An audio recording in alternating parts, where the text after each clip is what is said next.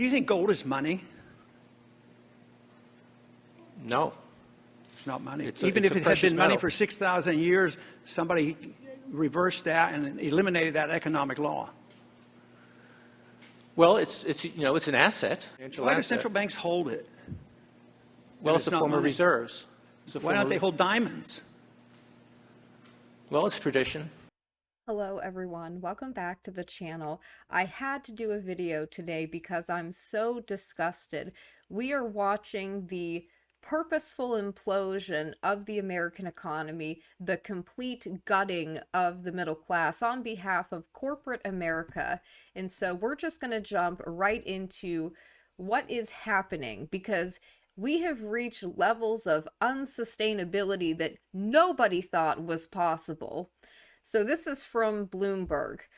Car repossessions surged last year to highest level since 2009. Americans are struggling to afford their monthly payments, and a sign of consumer stress hitting the economy. Oh, you don't say. Car repos surged last year to the most since 2009, a sign that mounting consumer stress is reverberating throughout the economy. Who could have guessed?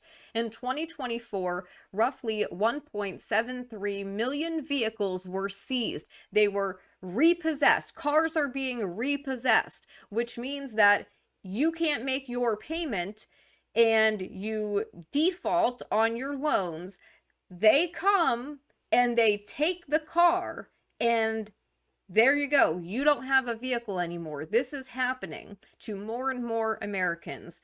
According to data from Cox Automotive, up 16% from the year prior. 16% in 1 year. And up 43% compared with just 2022. The last time repos hit this level, the U.S. economy was reeling from the financial crisis. Well, we are in one. We've been in one. That crisis never went away. Ben Bernanke should be in prison, just saying. Extraordinary policy measures we have taken in response to the financial crisis and the recession can be withdrawn in a smooth and timely manner as needed, thereby avoiding the risk that policy stimulus could lead to a future rise in inflation. So who got the money? To financial institutions in Europe and other countries? Which ones? I don't know. $500 billion, and you don't know who got the money? The loans go to the central banks, and they then put them out to their institutions to try to bring down short-term interest rates in dollar markets around the world. Who actually made that decision to hand out $1 trillion that way? $500 billion. Who made that decision? The Federal Open Market Committee. And under what legal authority? We have a long-standing legal authority to do swaps with other central banks. It's not an emergency authority of any kind. All right, we actually looked at one of the arrangements, and one of the arrangements is $9 billion for New Zealand. That works out to $3,000 for every single person who lives in New Zealand. Seriously, wouldn't it be better to extend that kind of credit to Americans rather than New Zealanders? And we are in right now a recession. We've been in one since at least 2022. The figures are another indication consumers are struggling to keep up with their monthly bills, thanks to both elevated interest rates and the lingering effects of higher car prices. So just look at this graph here. Vehicle seizures are at the highest level since 2009. Repossessions plummeted during the pandemic, because they just threw stimulus money at people. They just turned on the money printer, and now we're all dealing with the consequences. As that was phased out and inflation soared, more Americans have struggled to make their car payments, and vehicle seizures rose in 2022 and 2023. That trend continued last year, adding to fears that the economy is slowing down. The share of subprime auto borrowers at least 60 days past due on their loans rose to 6.56% in January, the most since data collection began back in 1994. The February figures are slightly improved, not really. That's 6.43% of borrowers, but still historically high. Increased borrowing costs are also hurting car owners. The average auto loan rate rose by 5 basis points to 10.16% in February, the highest in 4 months. Meanwhile, the typical monthly car payment is $748, ladies and gentlemen. Make that make sense. That is like what a mortgage payment is. People are now paying like a mortgage just to have a car. It's ridiculous. And at the same time that is happening to regular Americans, working class Americans, Wall Street bonuses hit record high. Like I said, you can't make it up even if you wanted to. It is that disgusting. Bonus season on Wall Street runs through March, and based on estimates released Wednesday morning, it has been a lucrative start to spring for the more than 200,000 people working for New York City-based security firms.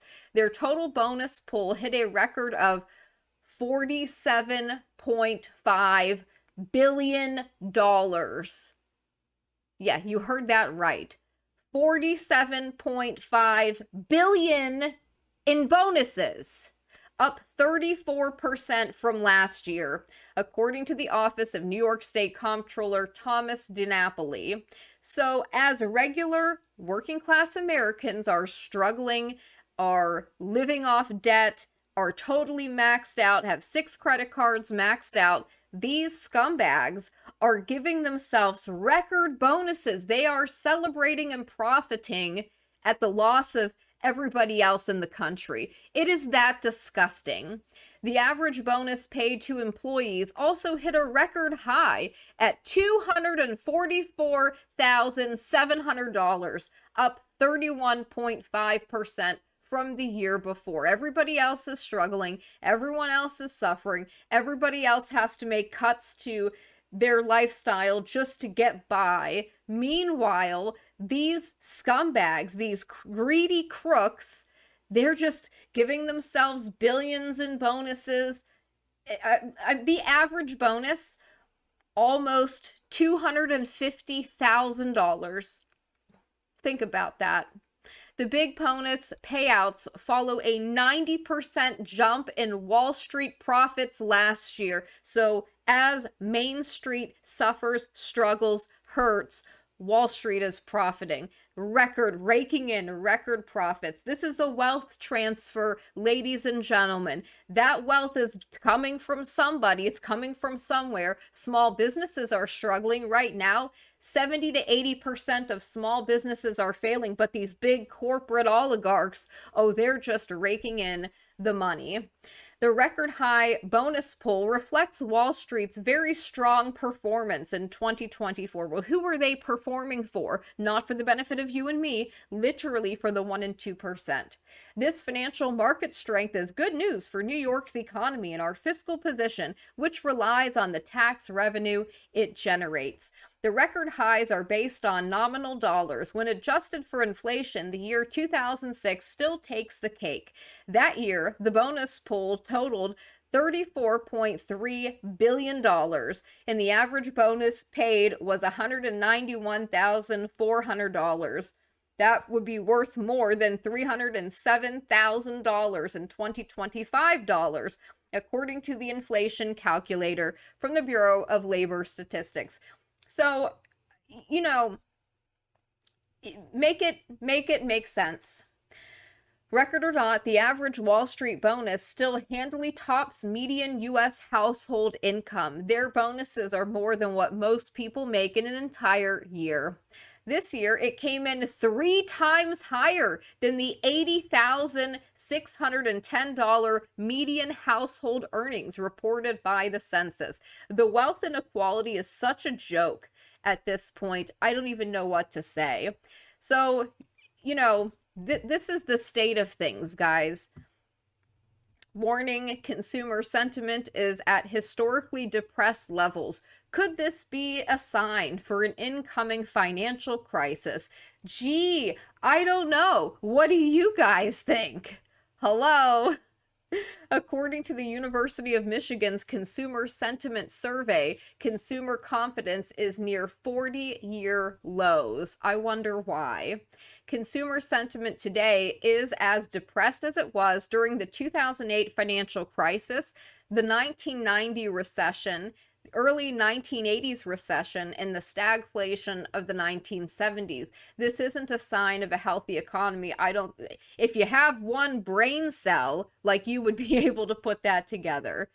But in each of these instances, you had a specific crisis, whether that's the European debt crisis, the financial crisis, the 1990 oil shock, or the recessions from the 70s. And all of these episodes occurred during an economic downturn. Historically, low consumer sentiment has coincided with high unemployment. In every major crisis, 2008, 1990, 1982, 1974, the economy was in a recession, with job losses mounting, markets declining, and GDP contracting. But today, none of that is happening. Oh, really? Really? Unemployment remains low. Really? According to who? That's absurd. The stock market is one of the strongest runs in history, and GDP is still growing. No, it isn't actually. The Federal Reserve projected negative growth. Like, hello? Oh my goodness. This is the K-shaped recovery that has defined the post-COVID era. Financial markets have soared while the economy remains weak. Gold's rally suggests this divergence isn't over and sentiment can remain depressed for longer. Yes, because that's what people are experiencing. Hardship. What does this mean for the stock market? Will equities finally catch down to where consumer sentiment is sitting? Over the past 2 years, the S&P 500 has rallied 70%. Yeah, because they're delusional. We've only seen this kind of stock market strength a handful of times during the dot-com bubble in the late 90s, right before Black Monday in the 1980s, and just before the crash of 1929, all of which was engineered. Those were transfers of wealth and consolidations of power by the elite. Hello. We believe this market rally is following a similar script. A true economic recession likely won't hit until at least 2026. No, we are in one. We've already been in one since 2022, meaning the K-shaped recovery we've seen since COVID could continue for much longer. In fact, we see the recent market correction as a major buying opportunity. Yeah, sure thing. Every major economic meltdown in history had a clear warning sign. Right now, gold is flashing that signal again. Yes, gold is soaring right now because people understand the current financial situation. They see the continued devaluing of the dollar, and so they want to put their money into something like gold or silver. So, yes. Views of young people in the United States on many aspects of politics, society, and well-being have deteriorated per the Financial Times. So, U.S. respondents aged 15 to 29 years old, this is a rolling 3 survey average, their confidence in the judicial system is down. Good, because it's a scam, and hopefully they're finally realizing that. Satisfaction with freedom in your life. Look at that downward graph. You know, people they thought they had more freedom in the early 2010s than they do right now, and that is the truth. We have a lot less freedom. Good affordable housing in the city, not that anyone would want to live in the city, but that is down. Expectations of life in 5 years' time, so they don't have any expectation that their lives are going to get better. They just think it's going to get worse. Confidence in national government way down because these people don't represent regular people. They represent the corporate elite, the donors who line their pockets. And experienced stress yesterday.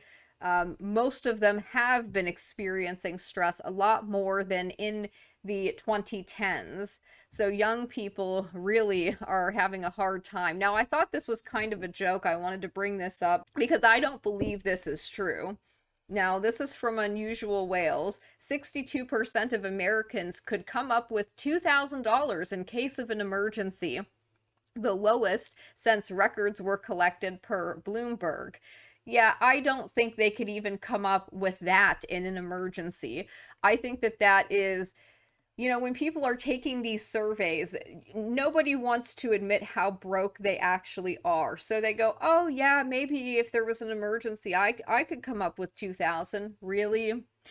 Like, most Americans are living paycheck to paycheck. Most Americans don't have even $500 saved up. So how would you come up if you don't even have $500 saved and you're pretty much maxed out with your spending? How would you come up with $2,000 in an emergency? What I'm presuming most of these people are thinking when they say this is that, yeah, they could take out more debt. They could open up another credit card. It's not that they have the money. 20% say they have more savings now than at the start of 2020. Yeah, who is that 20%? Because I'm going to call X to doubt on that one. From the Kobayashi letter, auto tariffs are here. President Trump's Liberation Day will now include 25% tariffs on cars not made in the United States. This is set to add up to $12.5 thousand to the price of the average new car sold not made in the United States. So why are US automakers crashing? Let's begin with some key details. These tariffs will impact both cars and car parts that are imported into the United States. This means that simply assembling your car in the US isn't enough. You have to use parts that were made in America as well to be considered tariff-free. So that makes it very difficult for these car companies who have most of their parts coming from foreign countries. This explains a lot of confusion around Tesla, which assembles 100% of its cars in the US. However, as Elon Musk clarified below, many of the parts in Tesla vehicles are not made in the US. In fact, 60 to 75% of Tesla parts are currently sourced from the US and Canada. This explains why many US automakers have declined on the news. Ford, GM, Stellantis, Tesla, and other US automakers source and assemble cars and parts in Canada and Mexico. Therefore, even quote-unquote US automakers will be materially impacted by 25% of auto tariffs, among other tariffs. And remember, Jerome Powell just recently came out and brought out transitory inflation because of these tariffs, literally quoting Janet Yellen. Oh yeah, tariff inflation will be transitory. Sure thing. These tariffs are going to have massive implications. For example, cars are the UK's biggest export to the US at nearly 10 billion per year. The White House estimates this will raise 100 billion of revenue for the US. The question is, who is going to bear that cost? Well, guess what? It's not going to be these other countries. It is going to be you, the consumer. They're just going to raise prices and pass it on to the consumer. That's how it's going to work.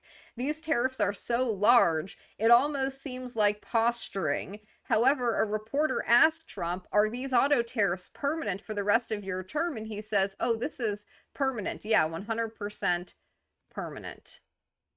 Conditions under which you'd remove these auto tariffs, sir, or is this permanent for the rest of your term in office? Oh, this is permanent, yeah, 100%, yeah. Are you calling the auto tariffs? Conditions under which you'd Okay, so you heard it from the big guy yourself. Yesterday, we posted below alert for our premium members.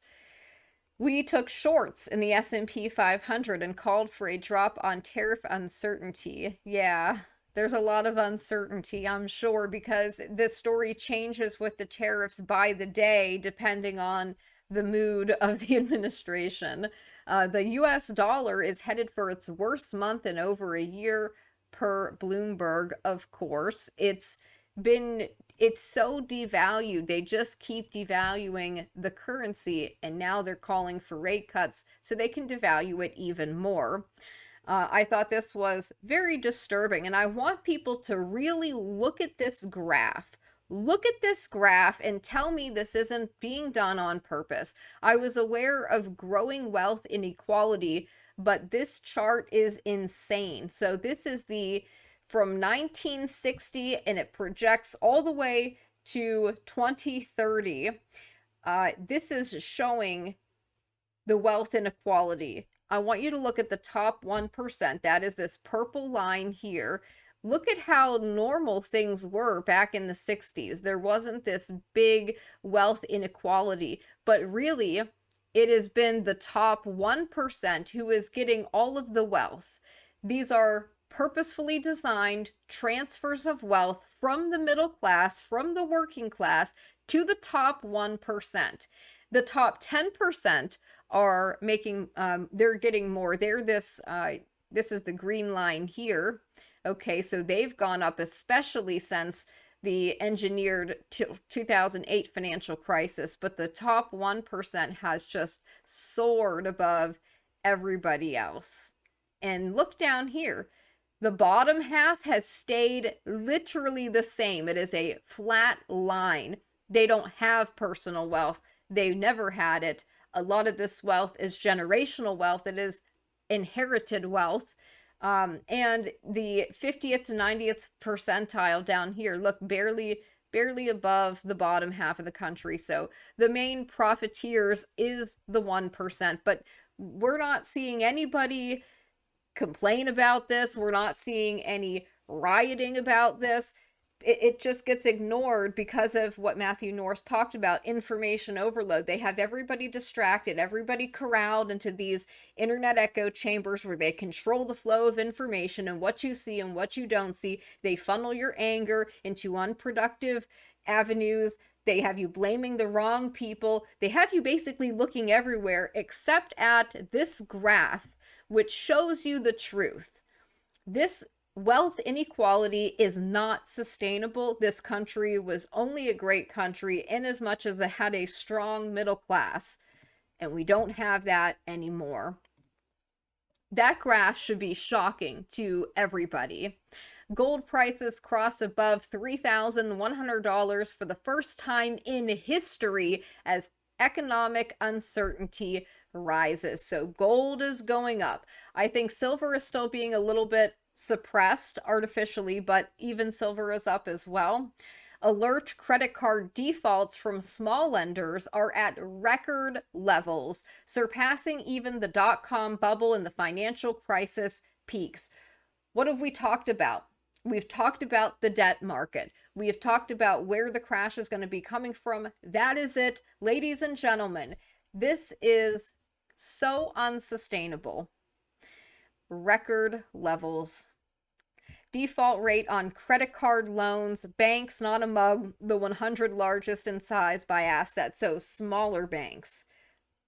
Smaller lenders are getting defaults. So this is small lenders are going to be suffering. They're not going to want to lend as much.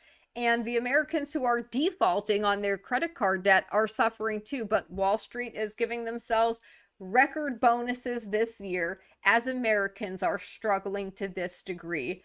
It is disgusting.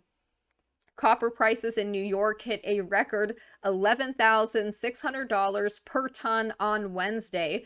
Prices have risen 28% over the last 3 months, driven by rising tariff uncertainty. At the same time, copper prices in London have increased 15% and hit $10,000 per ton, the highest since June.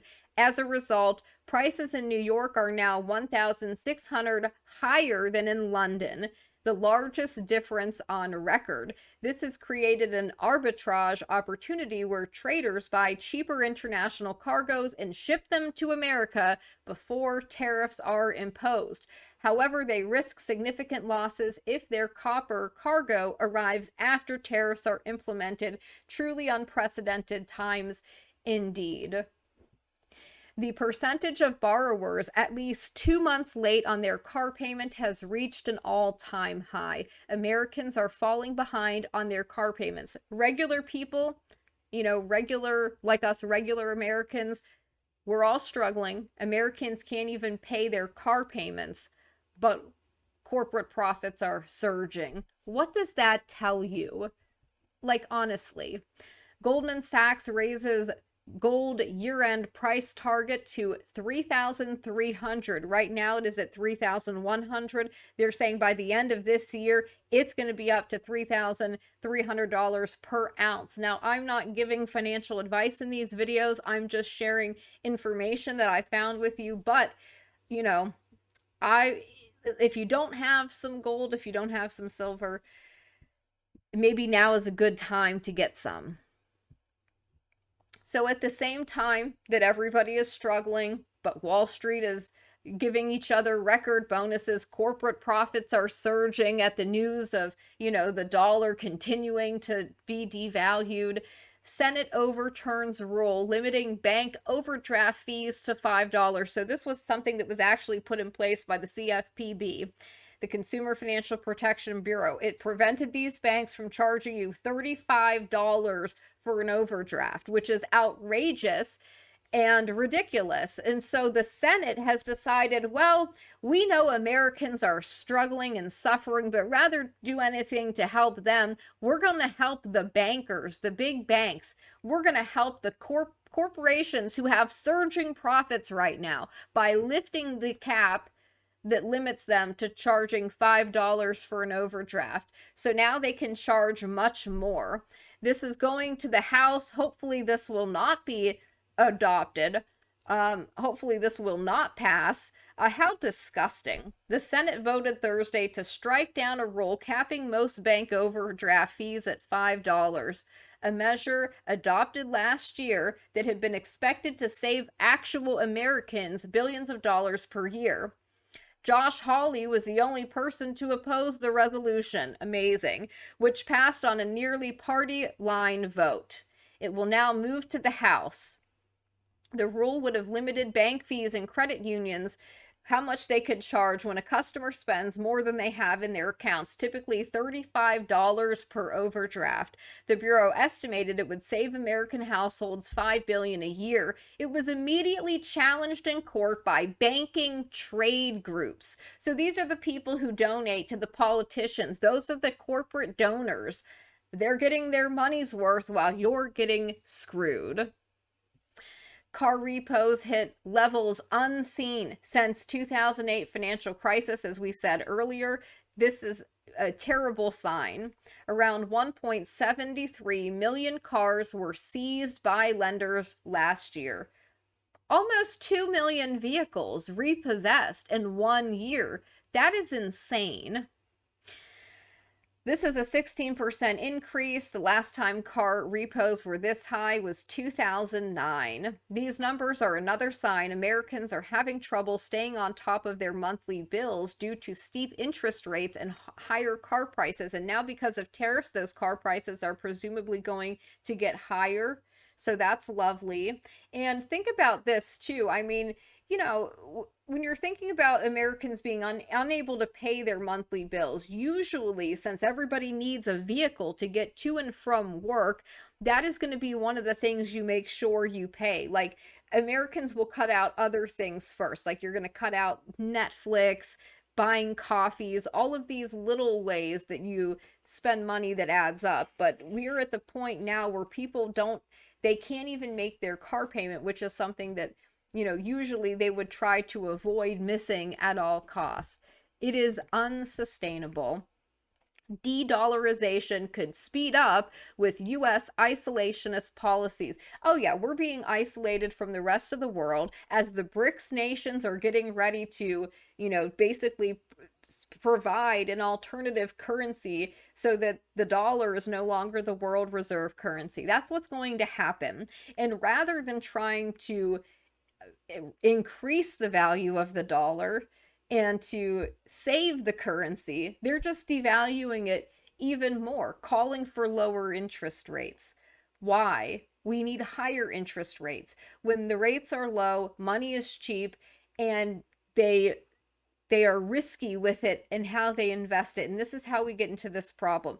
This is being done by design. It is the purposeful destruction of the dollar. And then they're going to come out with, they're going to say, oh, they're going to have a crash. And I'm not saying it's going to happen tomorrow, not saying it's going to happen in 6 months. It has been happening in slow motion for a long time.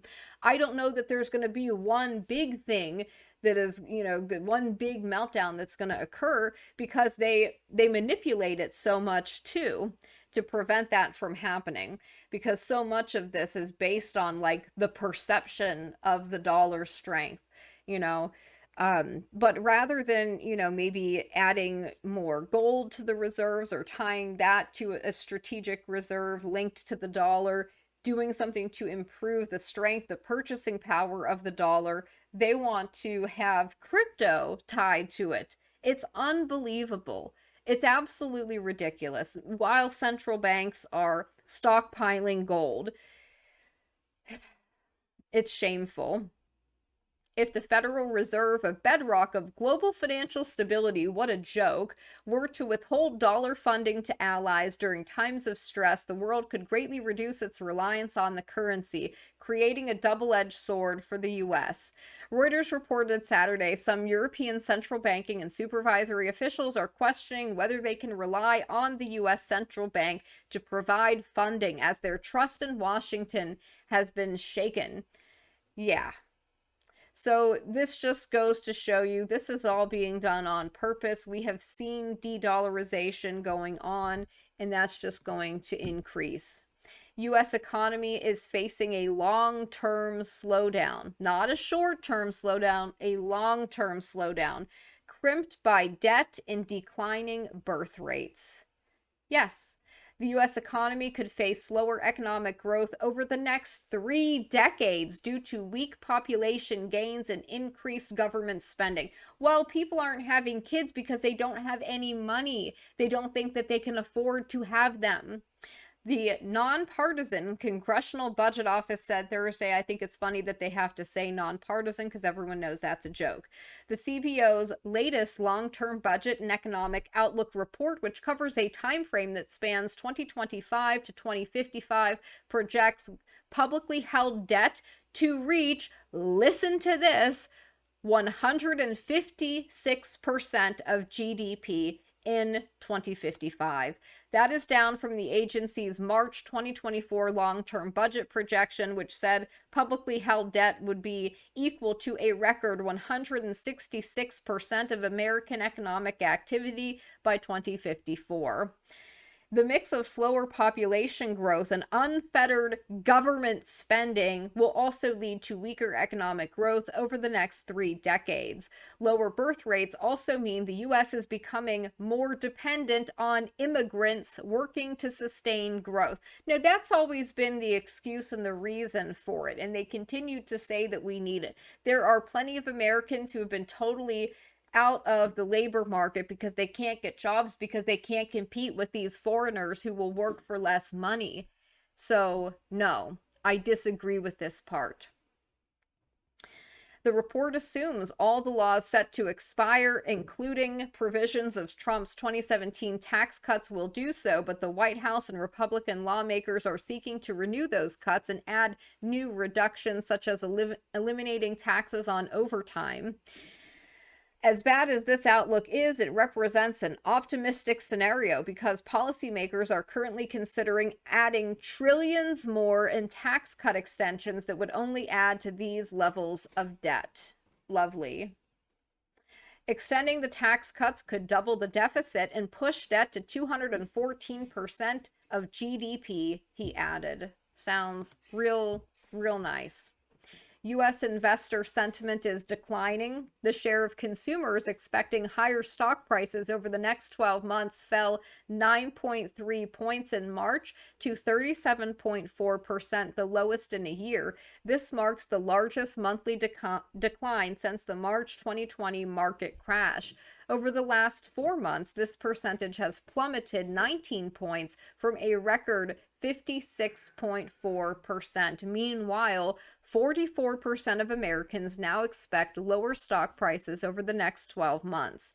To put this into perspective, at the peak of 2008, the 2008 financial crisis, 55% of consumers expected lower stock prices. Market sentiment has collapsed. Gee, I wonder why. Meanwhile, Wall Street is giving themselves record bonuses. You know, it's truly amazing. Credit card interest rates have risen very aggressively. They have gone from 14.56%, which is big. That's a lot of interest. You know, ideally you would want something at maybe 5 or 6% interest to 21.47% in just 3 years. This usury is disgusting. It's evil. It is wicked. And we shouldn't put up with this in our country. Credit card interest rates above 20%. Commercial bank interest rate on credit card plans, all accounts. So take a look here, beginning in 1995. This is showing from November of 1994 through the fourth quarter of 2024. And you see around 2021, look at this sharp rise of interest rates.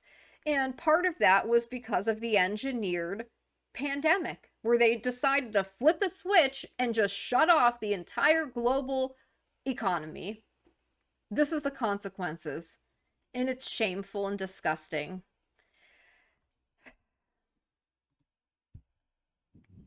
Long-term U.S. inflation expectations have officially surged to 4.1%, the highest level since 1993.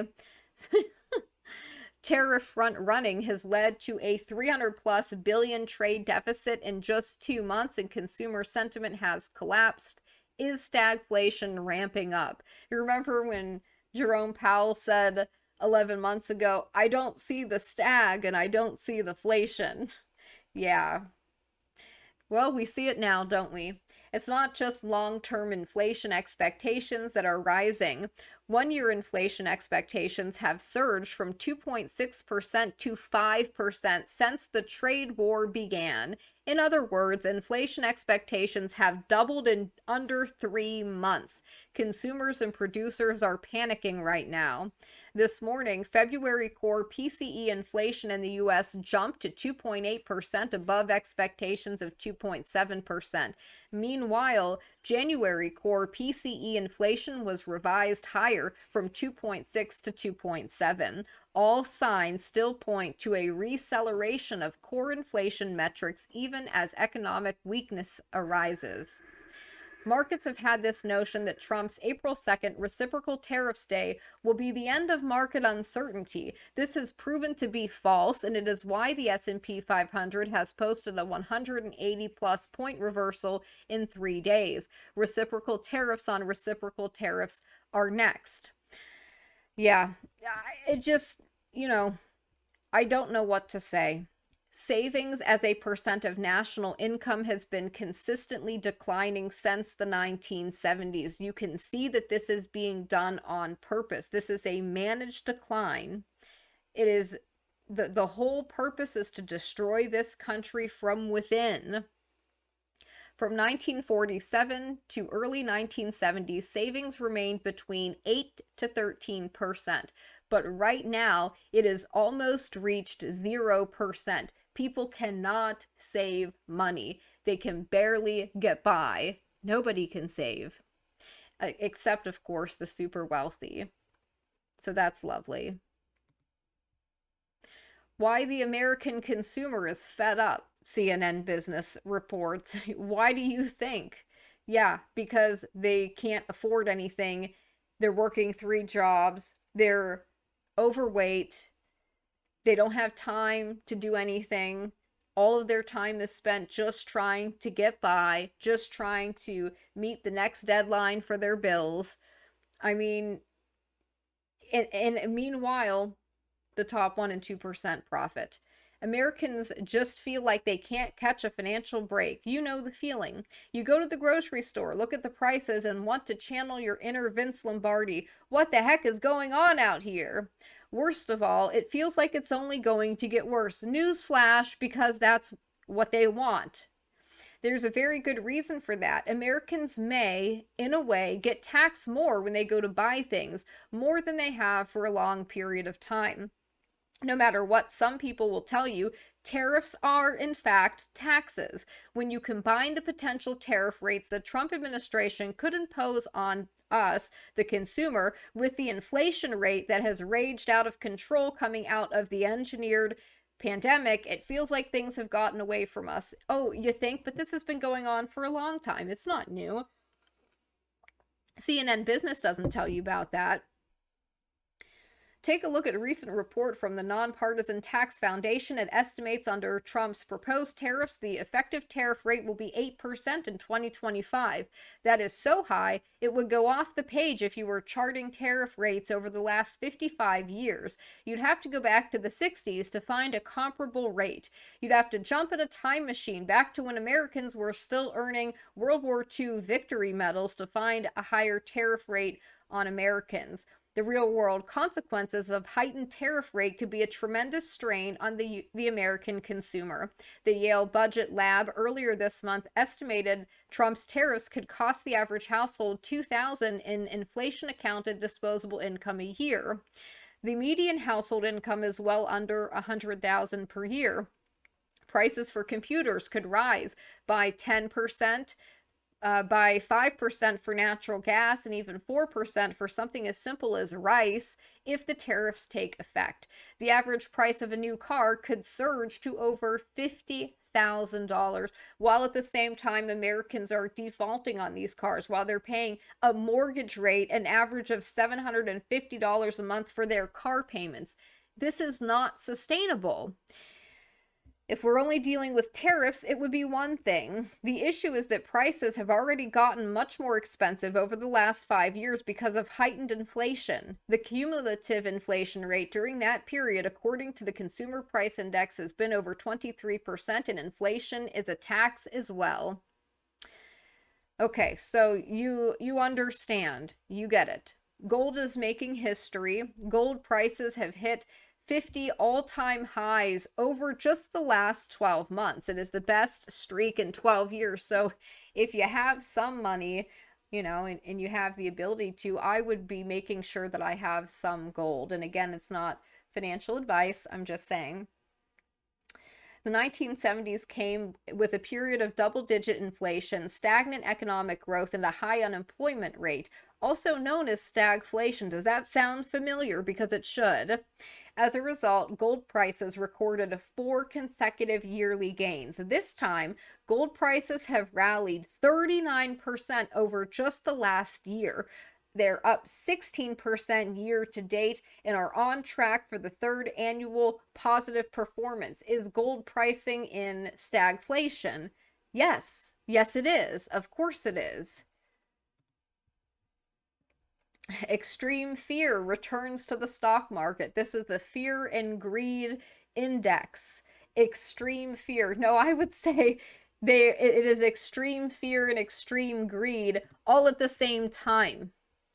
Now, this is from Axios, just from yesterday. Stagflation warnings abound in spending, inflation, and sentiment data.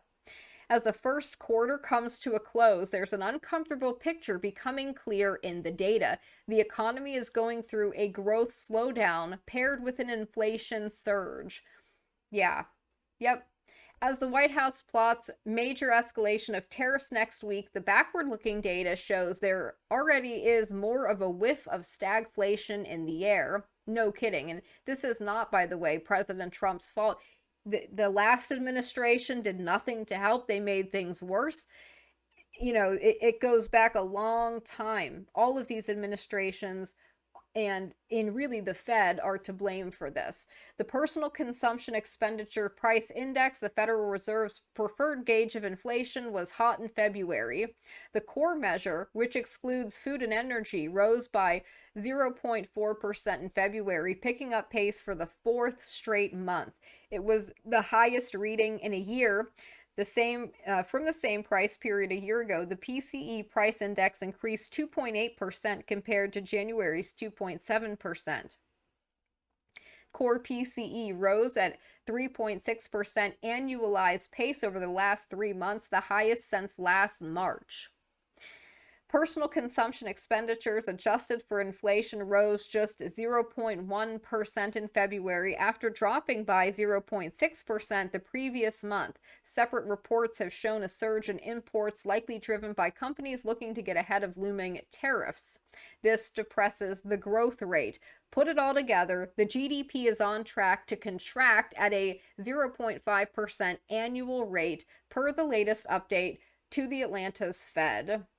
Friday's data is only inflaming stagflation fears. ING chief international economist James Knightley wrote, quote, "We are moving in the wrong direction, and the concern is that tariffs threaten higher prices, which mean the inflation prints are going to remain hot. This will constrain the Fed's ability to further deliver interest rate cuts," which we don't need, by the way, because we want to increase the purchasing power of the dollar, not decrease it. Good Lord. As of February, the Trump administration has doubled tariffs on imports from China to 20%. There have been plenty of stops and starts since then, though tariffs have been slapped on imports of steel, aluminum, and foreign-made cars. More tariffs are expected next week. Personal savings relative to the U.S. GDP have fallen off a cliff. It is now hovering at levels seen only around the 2008 financial crisis. The consumer's financial cushion is getting dangerously thin now. What cushion? People are living out of their cars. Homelessness is up 18%. 18%. You couldn't make it up if you wanted to. Make that up. While corporate profits surge and Wall Street bankers give themselves record bonuses. It's sickening. U.S. consumer spending barely rises. Key inflation gauge picks up. This is from Bloomberg. From yesterday, consumer spending was weaker than expected again in February, while a key inflation metric picked up in a double whammy for the economy before the brunt of the tariffs. It's almost like it's being done on purpose, isn't it? That's certainly how it appears. Inflation-adjusted consumer spending edged up just 0.1% after falling in January by the most in nearly 4 years. The so-called core personal consumption expenditures price index, which includes food and energy items, rose 0.4% in January from a year ago. The core PCE advanced 2.8%. Both were slightly above economists' forecasts. So here we have a graph. U.S. consumer spending is sluggish amid brewing inflation. Household savings rate climbs and disposable income growth soft. I don't think the savings rate is climbing because I don't think anybody has anything to save. Okay, and from Market Watch, the state of American debt. Household debt hits an all-time high of $18 trillion. As household debt sits at an all-time high in 2025, learn about typical American debt levels for mortgage, credit cards, student loans, and car loans. This is just sickening. Americans are drowning in debt, drowning, to the tune of a record-breaking $18 trillion, with 77.4% of families carrying some form of debt, and the median household income owing over $80,000. Over $80,000 in debt. It is no surprise many are looking for ways to lighten the load. The Market Watch guide teams analyzed data from the Federal Reserve Bank of New York and the Federal Reserve Survey of Consumer Finances to explore the state of debt in the U.S. Household debt in the United States is at an all-time high, hitting $18 trillion in the fourth quarter of 2024. It's probably more by now. Credit card debt is more common than mortgage debt. Only 40.9% of U.S. families have a mortgage or home equity loan, while 45.2% carry credit card balances. About 1 in 5 families hold education installment loans, with the median amount being $24,500. Debt levels vary by region. D.C. has the most debt per capita at over $100,000 in debt. I mean, you cannot, this is not sustainable. I don't know how many times I have to say that.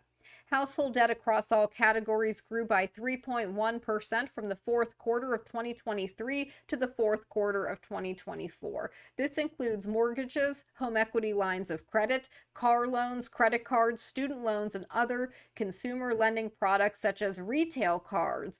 And don't forget, a lot of people do the payday loans as well. The $18 trillion in household debt is a new high for the U.S. It has increased $3.9 trillion since the end of 2019, just before the start of the engineered pandemic. Total debt balance from 2003 to 2024. This is unbelievable. Unbelievable. In 2004, it was down to maybe 6 to 7 trillion, and now it is up to 18 trillion in debt. That is sickening. How much debt does the typical household have? A lot. Roughly 3 out of 4 American households carry debt. So look at this. 35 to 44, they have 140,000 in debt. Most people aged 45 to 54 have 140,000 in debt as well. 55 to 64, 90,000. All families have around $80,000 in debt. Almost all American families. People aged 65 to 74 have about 45,000 in debt. Under 35 have around 42,000, and then 75 or older have around 36,000 in debt. That is insane. Households with college degrees had the highest debt balances at $165,000, while those with no high school diploma had median balances of around $17,000. Households composed of couples with children had the highest median debt, $168,000 in debt, and households with single people 55 years old and up had a median debt of around $25,000. Homeowners had much higher debt levels than renters. Unreal.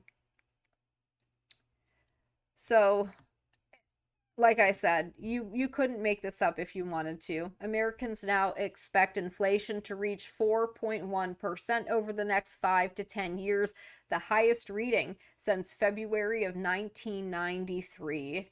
This is sickening. It is absolutely sickening. So I hate to share, depressing news with you guys. I always try to keep things positive. The positive side of this is that if you are somebody who's been paying attention for a while, you probably have, probably have gotten some gold and some silver. That is one thing that you could do right now. As gold prices are surging, I certainly wouldn't be putting money into crypto or anything, not at the moment. But that's not to say that I'm totally against crypto. It's just so much of it has been used to scam people. Obviously, that is a concern. And so I'm interested to know what you guys think, and I hope you guys have a good day. All right, well, the Constitution says no money shall be drawn from the Treasury, but in consequence of appropriations made by law. This money is not drawn from the Treasury. Well, let's talk about that. Do you think it's consistent with the spirit of that provision of the Constitution for a group like the FMOC to hand out $500 billion to foreigners without any action by this Congress? Congress approved it in the Federal Reserve Act.